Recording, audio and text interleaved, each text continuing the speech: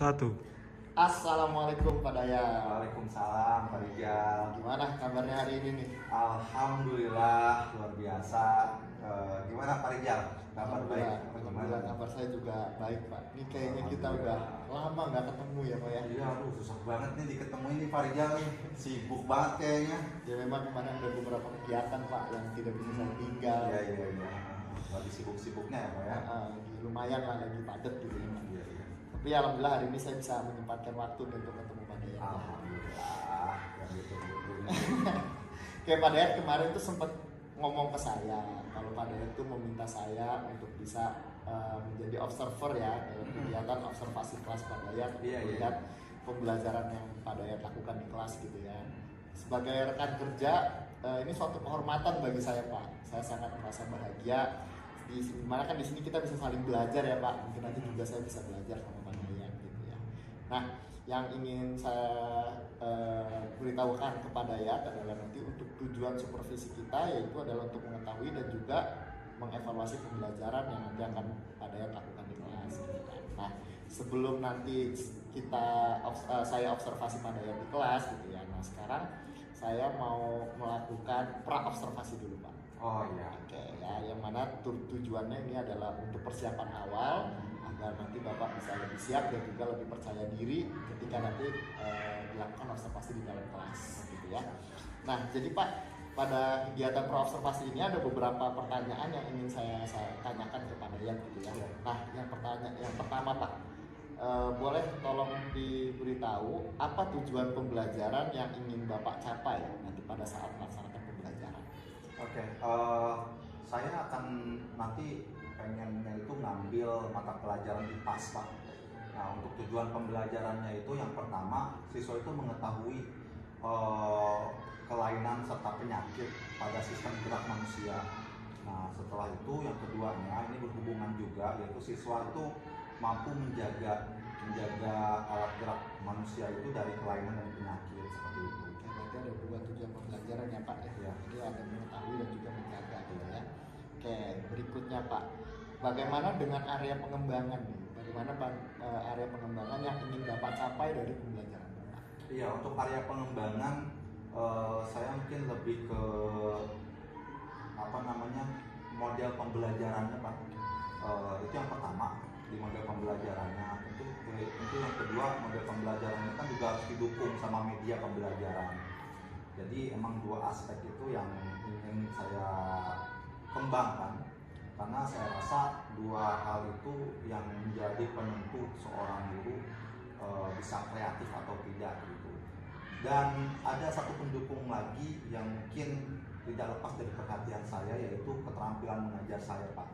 Bagaimana cara ini kaitannya sama metode ya Pak, kita berkomunikasi, bagaimana pendekatan kepada siswa gitu. Nah, itu saya ingin Pak Rijal coba mengamati gitu, apakah yang saya lakukan ini secara penglihatan Pak Rijal itu, pengamatan Pak Rijal itu bisa membuat dampak yang lebih besar pada anak-anak. Ini sangat menarik ya Pak ya, tadi kaitannya dengan model, media juga dengan keterampilan gitu ya. Oke, kira-kira Pak, bagaimana nih rancangan pembelajaran yang akan Bapak lakukan nanti di dalam kelas? Dalam hal ini mungkin tadi kaitannya dengan modelnya, dengan medianya, atau dengan strateginya, seperti apa Pak? Silahkan diceritakan. Ya, untuk rancangan kan itu disesuaikan dengan tujuan pembelajaran ya Pak ya. Jadi yang pertama itu kan tujuan pembelajaran siswa mengetahui kelainan dan penyakit.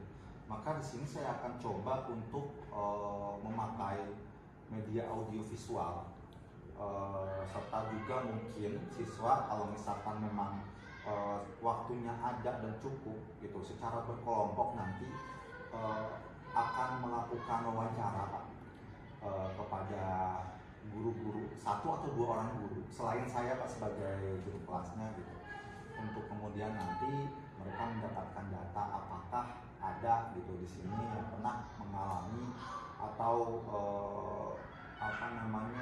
terkena penyakit terkait sistem alat gerak gitu, pegal linu kah atau apakah. Nanti kan siswa tuh ternyata mereka tuh nggak hanya mengetahui aja, tapi mereka bisa ternyata itu tuh ada gitu dan dirasakan oleh manusia. Karena kan siswa itu mungkin belum merasakan gitu ya, alat geraknya sakit atau gimana gitu. Ini sangat luar biasa ya Pak, sangat menarik tadi saya mendengar jawaban dari Bapak ya tentang audio visual dan juga wawancara tadi yang sangat menarik gitu ya. Nah untuk manajemen waktunya sendiri Pak, bagaimana? Ya, ini IPAS itu 3JP Pak. 3JP, jadi memang model yang saya gunakan nanti itu adalah model problem based learning. Kenapa saya ambil problem untuk 3JP ini? Saya rasa cukup untuk problem based learning karena nanti siswa akan hasil akhirnya itu akan mempresentasikan pemahaman mereka berdasarkan pengalaman belajar yang telah mereka lakukan seperti itu. Ini sangat menarik ya Pak. Lalu untuk medianya sendiri Pak, kira-kira media apa yang ingin Bapak gunakan? Ya, media yang akan saya gunakan tadi sempat saya singgung, yang pertama adalah media audiovisual Pak. Media audiovisual, dan juga saya akan menggunakan alat peraga. Alat peraga, baik alat peraga di sini maksudnya alat peraga yang benar-benar bisa sentuh langsung gitu oleh siswa. Nah kalau misalkan saya cuma belum nyari Pak gitu alat peraganya, entah ini ada atau tidak. Kalau misalkan memang nanti tidak ada, mungkin saya akan coba untuk memakai alat lain gitu ya, yang esensinya tetap sama gitu dengan alat peraga tersebut gitu. Entah mungkin langsung gitu salah satu anak yang memperagakan rangka tubuhnya gitu atau apa. Jadi emang saya belum nyari gitu untuk alat peraganya, tapi saya pengen ada sesuatu yang beda atau lebih dibandingkan media audio visual tadi. Oke, ini sangat menarik ya Pak tadi yang berkaitan dengan media dan juga strategi dan model pembelajaran yang Bapak yang akan nanti Bapak lakukan gitu ya. Nah, sekarang nih Pak, berdasarkan tadi yang sudah Bapak sampaikan ke saya ya.